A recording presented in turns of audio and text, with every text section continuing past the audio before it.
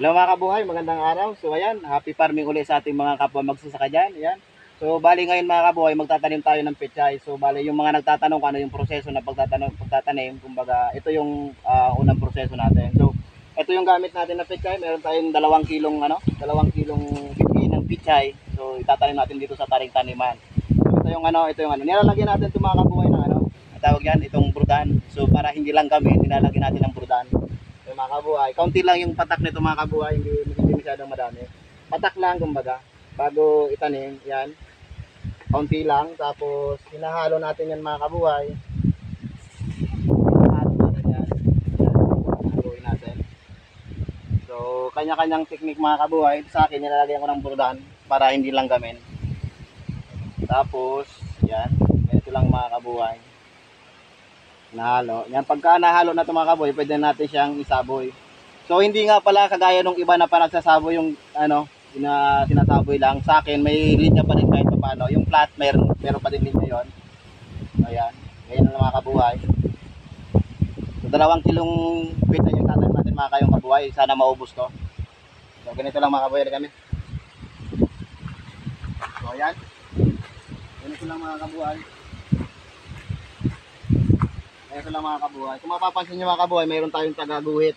Ito yung guhit mga kabuhay. Ito siya oh. Ito yung guhit natin.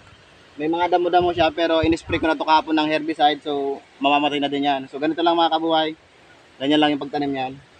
Ganyan. Kita kaunti lang. Yan. Ganyan lang mga kabuhay oh. Ganyan lang. Ganyan lang yung pagtanim natin. So isang dangkal yung pagitan ng guhit kada sa isang plat. Isang dangkal. Tapos ganyan. Ayan, ganyan lang yung mga kabuhay pagtanim natin ng pechay, ganun lang.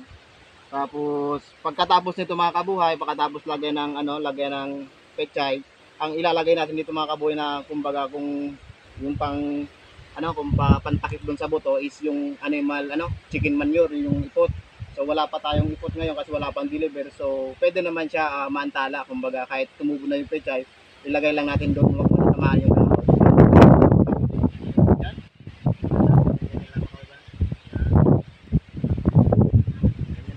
So ayan mga kabuhay, maraming salamat sa panonood. Yan, yung may mga katanungan para regarding sa pagtatanim ng pechay, pwede nyo na akong i-text or kung hindi kayo naiintindihan regarding dun sa proseso, yan, pwede nyo akong i-text. Maraming salamat sa panonood. Happy farming ulit. So ayan, sana maubos namin itong tataniman. So almost 2 kilo yung pangtanim natin, sana maubos. Yan. Happy farming. Maraming salamat. Pakita mo yung pero kalawak yung tataniman natin. So ayan mga kabuhay, mapunta doon, hanggang doon sa kabila. Yan yung tataniman natin mga kabuhay. Hindi pa natatapos Hindi pa natatapos araruhin. So, mamaya tapos na din niya kasi mabilis lang naman yung pag-aaral natin. Hindi na sabi mahirap kasi paulit-ulit na naman tinatanong ito. Ayun mga kabuhay, paki-like and share na lang yung video natin. Maraming salamat sa panonood. Bye-bye.